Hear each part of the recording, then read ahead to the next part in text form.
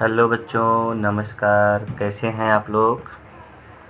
उम्मीद करता हूँ आप लोग अच्छे होंगे, पढ़ाई लिखाई अच्छे से कर रहे होंगे।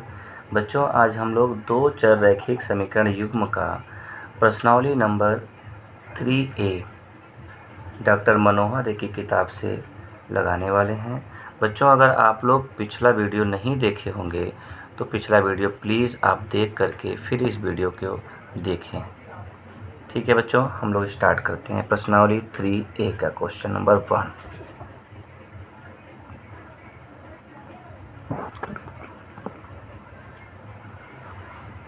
समीकरण 7x + 2y = 22 में यदि y बराबर 1/2 तो x का मान ज्ञात कीजिए। तो x का मान ज्ञात कीजिए। देखो बच्चों, ये जो क्वेश्चन है इसमें x का मान y का मान हमको 1/2 दिया हुआ है। हमसे कह रहा है इसमें से x का मान ज्ञात कीजिए। तो y का जो मान 1/2 दिया है इसे हम लोग समीकरण में रखते हैं। तो लिखेंगे y का मान समीकरण में रखने पर, देखना बच्चों ध्यान से, 7x + 2y, y का मान 1/2 है बराबर 22। ये 2 से 2 कट जाएगा बच्चों। 7x + 1 = 22। इस 1 को उधर पश्चांतर करेंगे बच्चों, तो 7x = 22 - 1। तो 7x = 22 में से 1 सब्ट्रैक्ट करेंगे तो 21। फिर ये 7 बेटा पश्चांतर करेंगे तो ये हो जाएगा 21/7। 7 3 = 21, अर्थात बच्चों 3 आ गया। x का मान हमारा आ गया 3। ठीक है बच्चों, आपको समझ में आ गया होगा। क्वेश्चन नंबर 2 की ओर हम लोग बढ़ते हैं। क्वेश्चन नंबर 2, ठीक है बच्चों, इसमें लिखा हुआ है हल कीजिए। हल कीजिए। देखो बच्चों, इसमें इक्वेशन है 2x + 3y = 7, equation number first. और दूसरा इक्वेशन है बच्चों y + 3 = 0, इक्वेशन नंबर 2। इसको हल करने की बात कर रहा है बच्चों।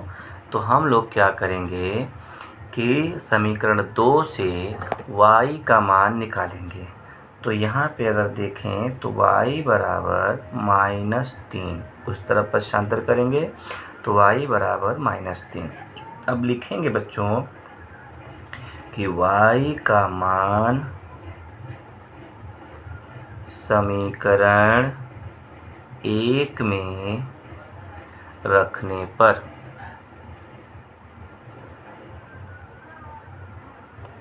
ठीक है बच्चों, समीकरण 1 ये है, इसमें y का मान रखना है हमको। तो 2x + 3 × y का मान -3 = 7। देखो बच्चों, y के जगह पे y का मान रख दिया गया। अब ये हो गया 2x प्लस यहाँ है, माइनस यहाँ है, प्लस माइनस 3 × 9 बराबर 7। ये 9 उधर पश्चांतर करेंगे बेटा, तो 2x बराबर 7 + 9, ये 9 माइनस में है, उधर जाएगा तो प्लस हो जाएगा। तो 2x इज इक्वल टू हो गया बच्चों 9 और 7 16। x is equal to 16/2 is equal to 8। तो बच्चों इस तरीके से y का मान -3 आ गया और x का मान 8 आ गया। दूसरा क्वेश्चन बच्चों सॉल्व हो गया। हम लोग चलते हैं तीसरे क्वेश्चन पर। अब बच्चों हम लोग तीसरा क्वेश्चन को सॉल्व करते हैं। तीसरा क्वेश्चन हमारा कह रहा है कि समीकरण 1/x plus 5/y is equal to 3 में x बराबर 2 हो, तो y का मान ज्ञात कीजिए। तो y का मान ज्ञात कीजिए। ठीक है बच्चों, इस सवाल को भी हम लोग बहुत आसानी से कर लेंगे। x के स्थान पर 2 रखेंगे तो लिखेंगे बच्चों कि x बराबर 2 दिए गए समीकरण में रखने पर, कहाँ रखेंगे बच्चों? समीकरण जो दिया गया है उसी में रखेंगे। तो 1/x, x के स्थान पर रखेंगे 2 plus 5/y is equal to 3। इस 1/2 को बच्चों हम लोग पश्चांतर करके उस तरफ भेजेंगे तो यहाँ बचेगा 5/y इज इक्वल टू 3 - 1/2। ये हो गया बच्चों 5/y इज इक्वल टू, इसका इसमें हम लोग बच्चों मल्टीप्लाई करते हैं और अगर यहाँ प्लस है तो ये जोड़ देते हैं और अगर यहाँ माइनस है तो ये घटा देते हैं। तो 2 का गुणा 3 में करिए, 2 3 6 -1 और बटे में बच्चों ये फिर से 2 आ जाता है। तो ये हो गया 5/y बराबर 6 में से घटाएंगे बेटा तो 5/2। अब इसका क्रॉस मल्टीप्लिकेशन करेंगे बच्चों, तिर्यक गुणन करेंगे तो 2 का गुणा 5 में करेंगे और y का गुणा 5 में करेंगे तो ये हो जाएगा 5y बराबर 5 दूनी 10। इस 2 का गुणा 5 में करेंगे तो 5 दूनी 10। y बराबर हो गया बच्चों 10/5, 5 दूनी 10, y का मान आ गया 2। इस तरह से बच्चों जो x का मान हमें दिया हुआ था 2, उसमें हम लोगों ने x का मान रख करके y का मान भी निकाला तो 2 आ गया। चलते हैं बच्चों नेक्स्ट क्वेश्चन की तरफ। ठीक है बच्चों, अब हम लोग चलते हैं क्वेश्चन नंबर 4 की तरफ। क्वेश्चन नंबर 4, इसमें लिखा हुआ है निम्न समीकरण के युग्म को विलोपन विधि से हल कीजिए। बच्चों मेरा जो पिछला वीडियो है, पिछले 2-3 वीडियो में मैंने विलोपन विधि से समीकरण को हल करना बेहतर तरीके से सिखाया हुआ है। प्लीज़ आपसे मेरा यही अनुरोध है कि आप पीछे के वीडियो को जा कर के देख लें तो आपको विलोपन विधि से क्वेश्चन को हल करने आ जाएगा। चलते हैं बच्चों क्वेश्चन नंबर 1 करने के लिए, और ये क्वेश्चन है 3x plus 4y is equal to 10, equation number 1। और दूसरा इक्वेशन है बच्चों 2x minus 2y is equal to 2, equation number 2। बच्चों मैंने पिछले वीडियो में आपको बताया है कि जब हमें विलोपन विधि से समीकरण को हल करना होता है तो हम ये देखते हैं कि x या y दोनों में से किसका गुणांक बराबर है। तो बच्चों फिलहाल यहाँ पे जो इक्वेशन हमको दिया हुआ है क्वेश्चन नंबर 4 के फर्स्ट क्वेश्चन में, उसमें हमें ये दोनों के गुणांक बराबर नज़र नहीं आ रहे हैं, तो हमें दोनों के गुणांक बराबर करने होंगे। तो यहाँ अगर हम y के गुणांक बराबर करना चाहें तो यहाँ 4 है, यहाँ 2 है। यदि मैं इसमें 2 से मल्टीप्लाई कर दूं तो ये 2 दूनी 4 और 4 बराबर हो जाएंगे। लेकिन बच्चों किसी एक पद में गुणा करने के लिए इजाज़त नहीं दी जाती है, पूरे इक्वेशन में गुणा करना पड़ता है। जिस भी एलिमेंट्स का आप मल्टीप्लाई करेंगे पूरे इक्वेशन में करना पड़ता है। तो हम यहाँ पे समीकरण नंबर 2 में 2 से गुणा करते हैं। ठीक है बच्चों, समीकरण 2 में 2 से गुणा करने पर पूरे समीकरण में गुणा होगा बच्चों।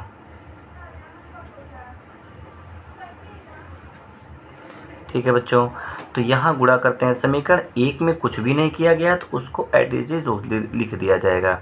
3x + 4y = 10। Equation number first के साथ कुछ भी नहीं किया गया है तो उसको ऐसे लिख दिया गया। 2 का गुणा किया गया है समीकरण नंबर 2 में, तो ये हो गया बच्चों 2 दूनी 4x - 4y बराबर 4। यहाँ 4 है बच्चों, ध्यान दीजिएगा। समीकरण नंबर इसका 3 नाम देते हैं बच्चों, क्योंकि अगर किसी इक्वेशन में कोई नया काम किया जाता है तो उसके इक्वेशन का नाम चेंज कर दिया जाता है। और अब हम लोग क्या करेंगे बच्चों, जिसका गुणांक हम लोगों ने बराबर किया है अब उसके चिन्ह को देखते हैं। तो 4y बराबर हुआ है। अब इसका चिन्ह बच्चों देखा जाए तो ऊपर वाले 4y का चिन्ह प्लस में है और नीचे वाले 4y का चिन्ह माइनस में है। तो इस तरह से बच्चों जब दोनों के चिन्ह विपरीत हैं तो हम लोग लिखते हैं जोड़ने पर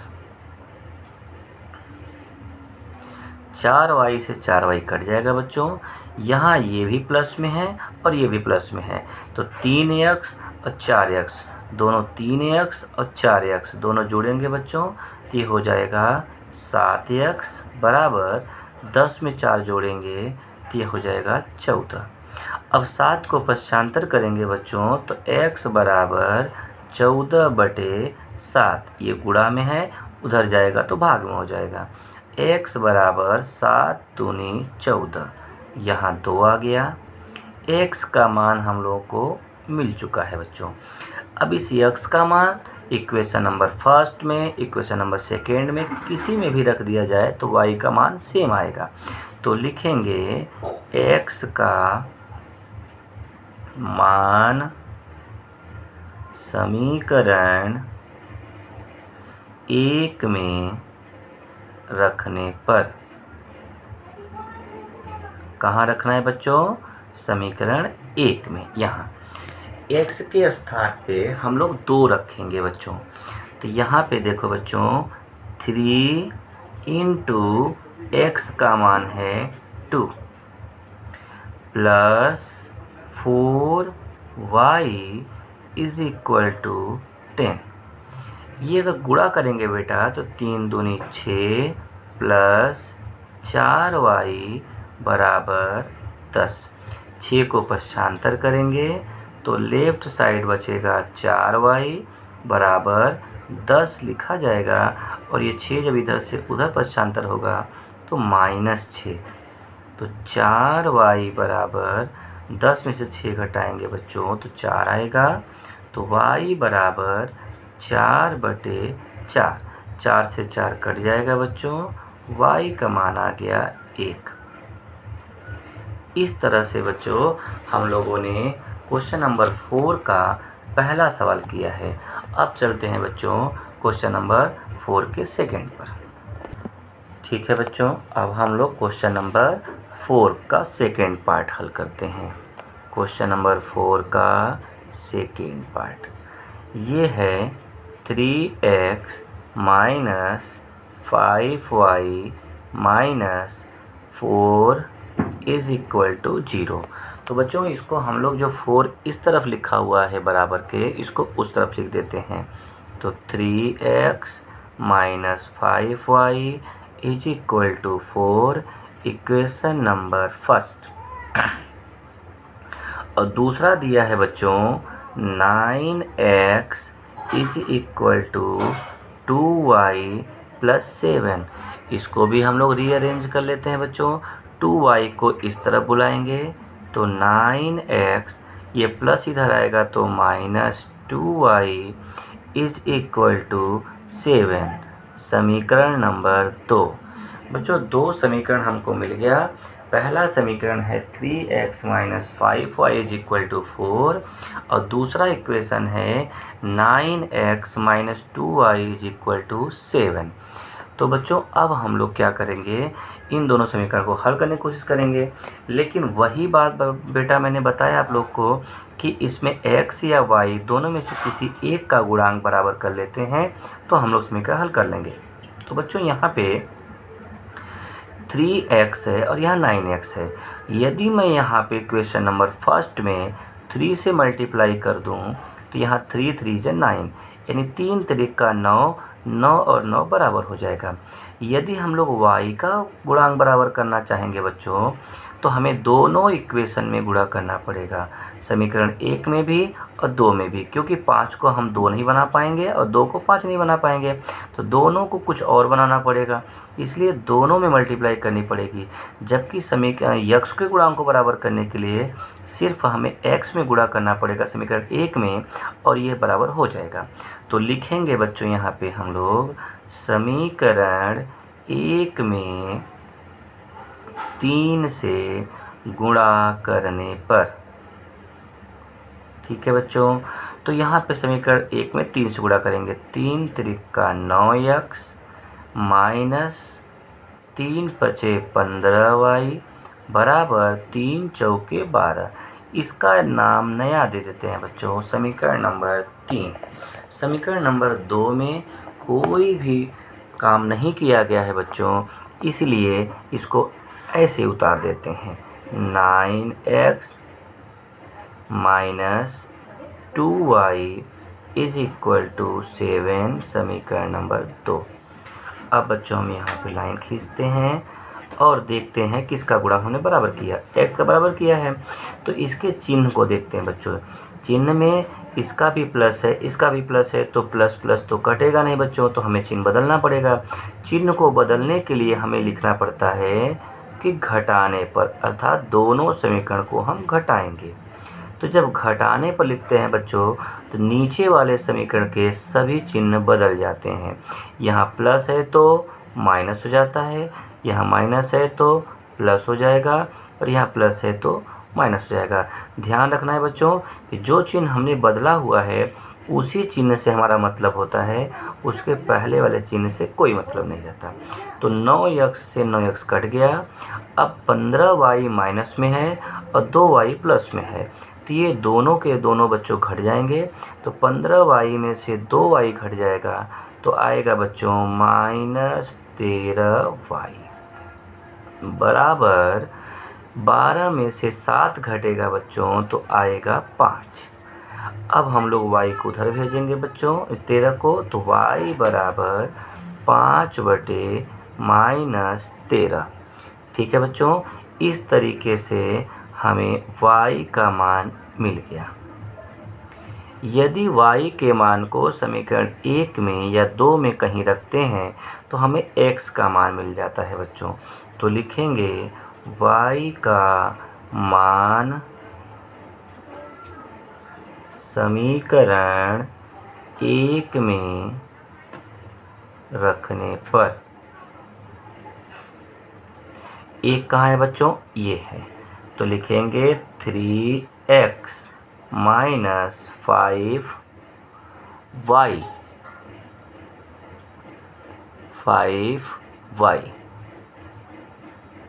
ठीक है बच्चों, तो यहाँ लिखेंगे 5y, y के स्थान पे y का मान रखेंगे बच्चों, तो -5/13 और बराबर में लिखेंगे बच्चों 4।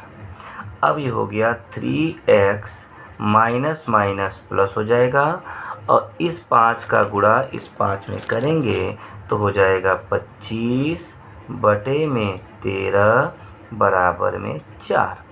इसको बच्चों पश्चांतर करते हैं तो 3x बराबर 4 माइनस 25/13। जैसा कि बच्चों मैंने पिछले क्वेश्चन में आपको बताया था कि इसका गुणा इसमें 4 में होगा और फिर ये माइनस है तो ये 25 घट जाएगा। तो 13 चौका 52 माइनस 25 और बटे में फिर से ये 13 आ जाएगा। तो 3x बराबर 52 में से 25 घटाना है बेटा, तो 12 में से 5 घटाएंगे तो आएगा 7 और 4 में से 2 घटाएंगे तो आएगा 2 बटे में 13। अब बच्चों ये 3 को उधर पक्षांतर कर देंगे तो x बराबर 27 बटे 13 और नीचे चला जाएगा 3 से 27 कट जाएगा तो ये आ जाएगा 9 बटे 13। इस तरह से बच्चों हमने x का भी मान निकाल लिया और y का भी मान निकाल लिया। इस तरह से क्वेश्चन नंबर 4 के दोनों पार्ट्स हल कर लिए गए। ठीक है बच्चों, आज हम लोगों ने 4 नंबर तक के क्वेश्चन को कर लिया है। अब आगे के क्वेश्चन को बच्चों हम लोग अगले वीडियो में डालेंगे। तब तक आप लोग इस वीडियो को देख करके अच्छे से पढ़ाई करते रहिए और कोई भी प्रॉब्लम हो बच्चों तो नीचे कमेंट बॉक्स में हमको कमेंट करके बता दें क्या प्रॉब्लम हो रही है। उसके आधार पे हम क्वेश्चन आपको बताते रहेंगे। और हमारे चैनल को सब्सक्राइब कर लें बच्चों, लाइक कर दें ताकि हम भी आपको नए नए वीडियो अच्छे से बनाएं।